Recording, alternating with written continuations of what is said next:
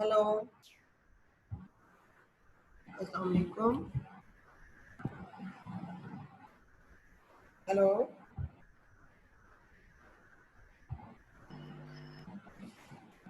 Hello,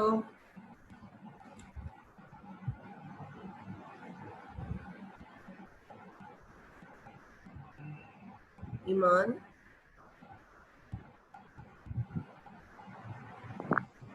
अस्सलाम वालेकुम। Hello, बेटा आप लोग बोलेंगे तो मुझे पता चलेगा ना कि आवाज आ रही है।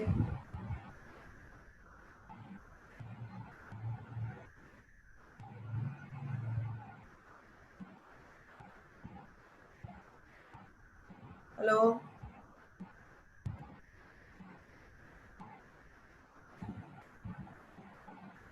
हेलो,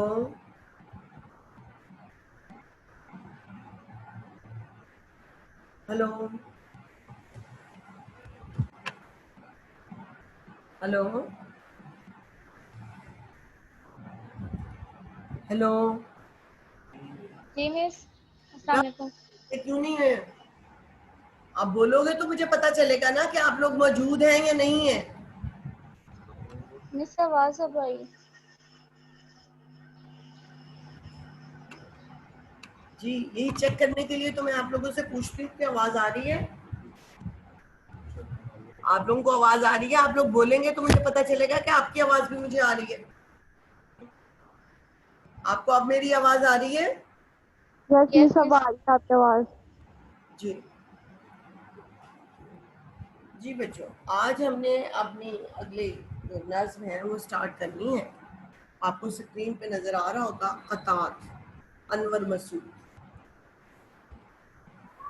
कता की हिस्ट्री आपने पीछे नज़में पढ़ी, मुर्रा नज़म, आज़ाद नज़म।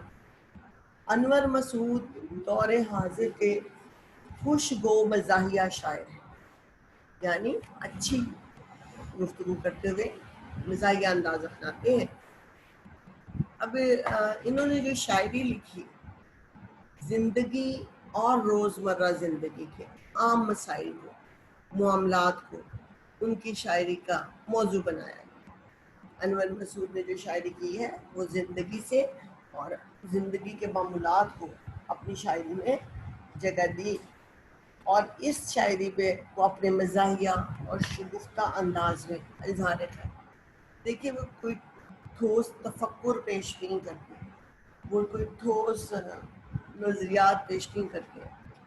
आपकी हमारी सबकी ज़िंदगी के जो रोज़मर्रा के मसाइल हैं उसका जिक्र करते हैं। मौज़ूआत की इस अमूमियत से उनके कारी का हल्का वसी हो जाता है।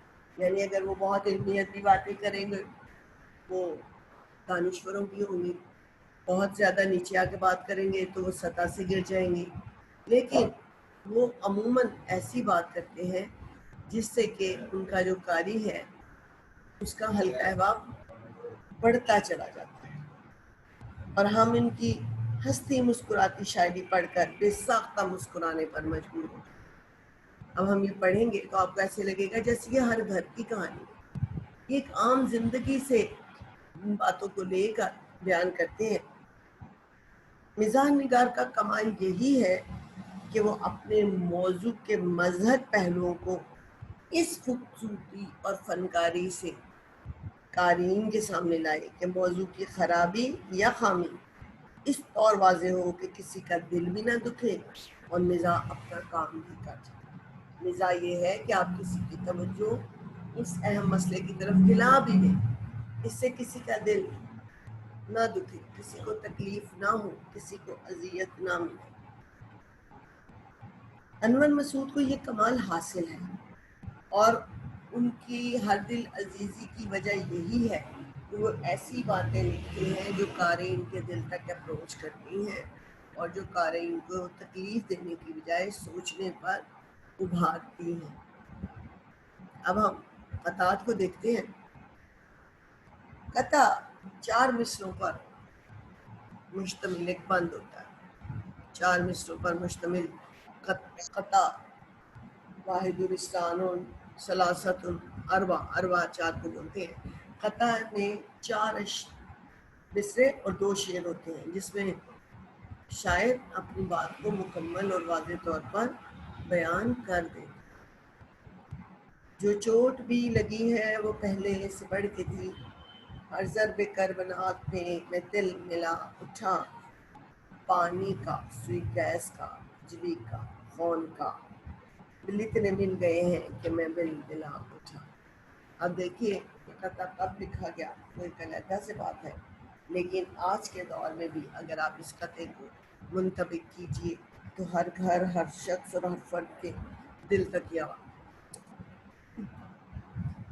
موجودہ دور میں مہنگائی کا دور ہے اور روز بروز بڑھتی ہوئی مہنگائی کسی ایک ملک کا مسئلہ نہیں ہے، لیکن عوام کی خیر خواہ حکومتیں اپنی عوام کو طرح طرح کی سہولتیں دیتی ہیں جن سے ان کی تکلیف میں کمی ہوتی رہتی ہے.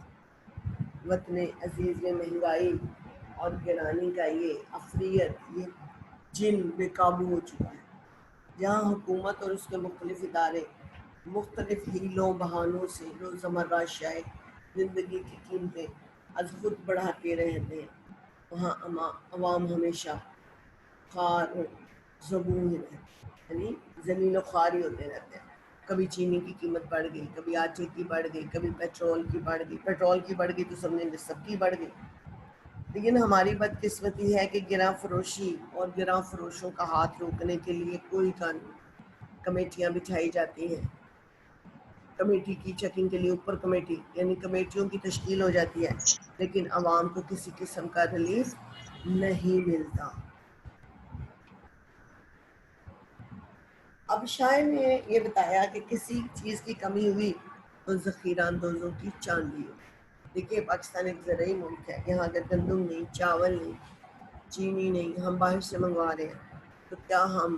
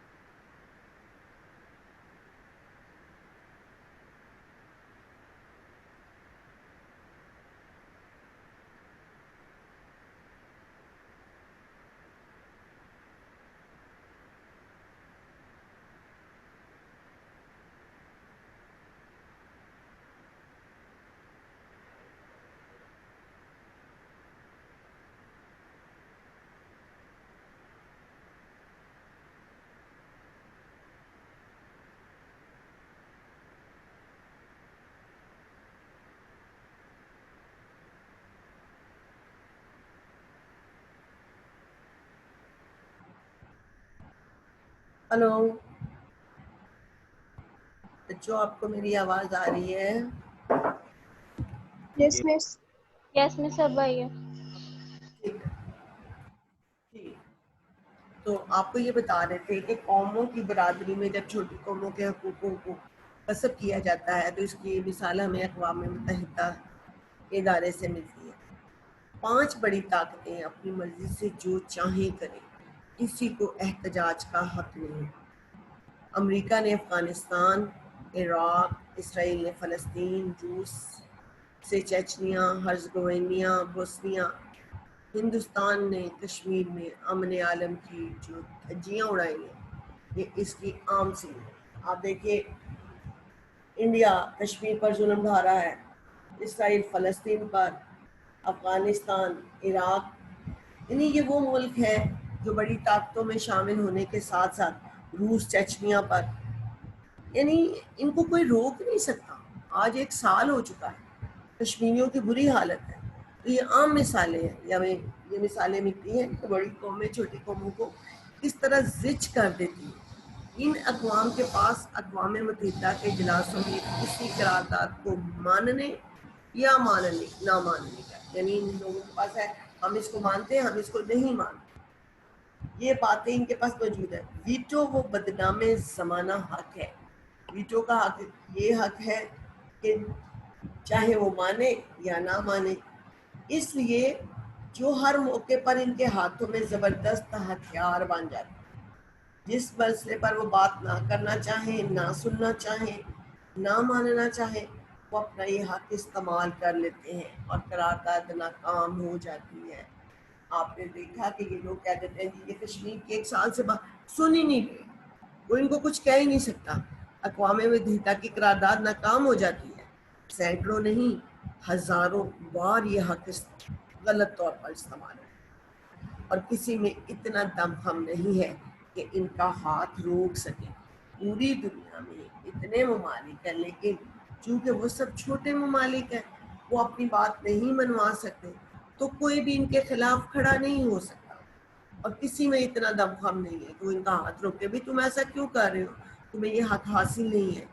اس خطے میں، یعنی یہ جو پورا پس منظر طاقتور اقوام کا، طاقتور قوموں کا، چھوٹی قوموں کا، برادری کا، اور یہ اقوام متحدہ کا بتایا، تو شاعر نے اس خطے میں شاعر اس عالمی مسئلے کی طرف توجہ دلاتے ہوئے کہتا ہے کہ طاقتور قومیں اس خیال کو رکھتی ہیں کہ جس کی لاٹھی اس کی بھینس، اور طاقت کے بل پر وہ جو چاہیں کریں اور جو چاہیں کر لیں، جو چاہیں کر سکتے ہیں. قراردادوں کے حق میں جس قدر ووٹ چاہے آ جائے، امریکہ، برطانیہ، فرانس، روس اور چین کسی بھی معاملے میں ویٹو کا حق استرداد استعمال کر سکتے اور کر لیتے ہیں.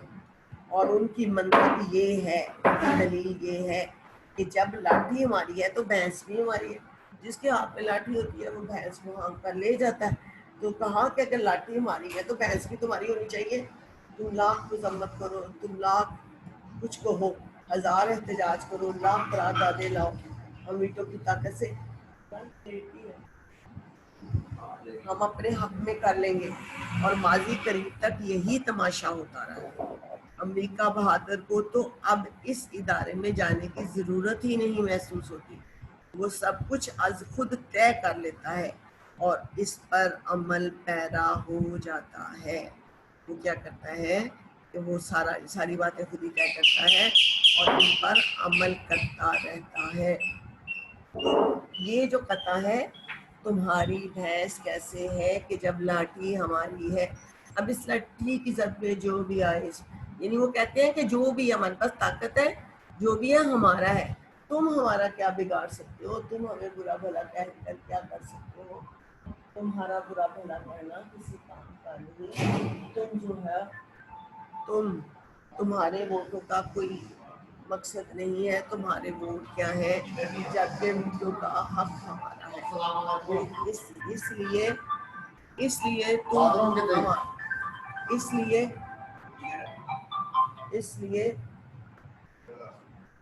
تم جو ہے ہمارا کچھ بھی نہیں بگاڑ سکتے ہو.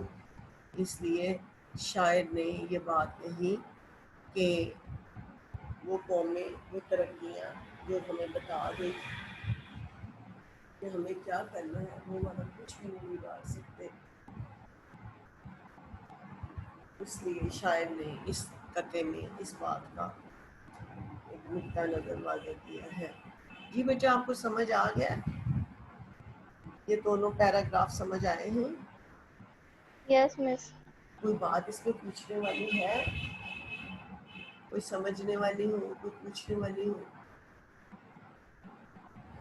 بچوں اس کو کرتے بھی ہو میرے بچوں؟ اس کو کرتے بھی ہو؟ ریپیٹ کرتے ہو؟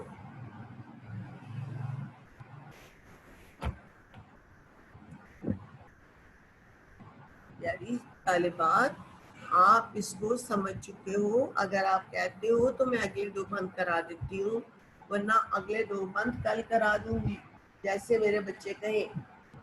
جی پیاری بیٹیوں. مس کل کروا دیں. اچھا چلیے یہ تو کل کرا دیں گے نا.